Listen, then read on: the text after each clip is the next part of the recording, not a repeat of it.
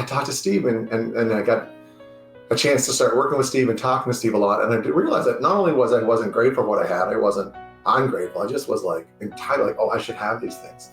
So I started putting a lot of effort into this, and I kept a journal, the 3 things every day. And I read a lot about gratitude. I read Steve's book about gratitude. I read lots of books from Gurudev Sri Sri Ravi Shankar. I read books from Thich Nhat Hanh, from Brother David Stein Rast, Thomas Merton. My favorite book that I found to keep my gratitudes in is the 5-Minute Journal. But I think that the real thing that I've learned about gratitude is being realistic.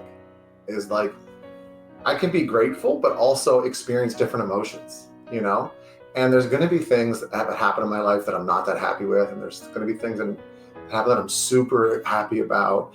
And it's easy to be grateful, like when I have a great time and I'm out having fun with my friends, or, I go down with a trip with my best friends down at Boston, or I hang out, with my family, or I go surfing with my girlfriend, and all these things. Those are amazing.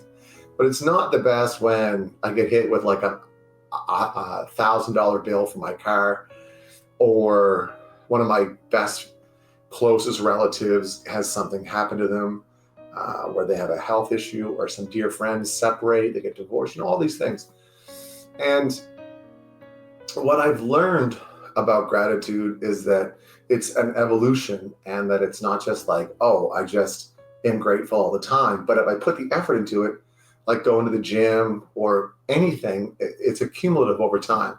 So I started the process in about 2015 to try, trying to be more grateful, actually being appreciative of what I have. Because I saw other people and they were grateful. I'm like, oh man, it's amazing. I wish I was like that.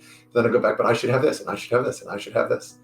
And so I stopped that, which was nice. So I stopped being entitled as best I could, and I was more ungrateful or grateful. And that's a big step. And then being grateful more. And then in 2023, I actually had a day, I will never forget it. I was grateful.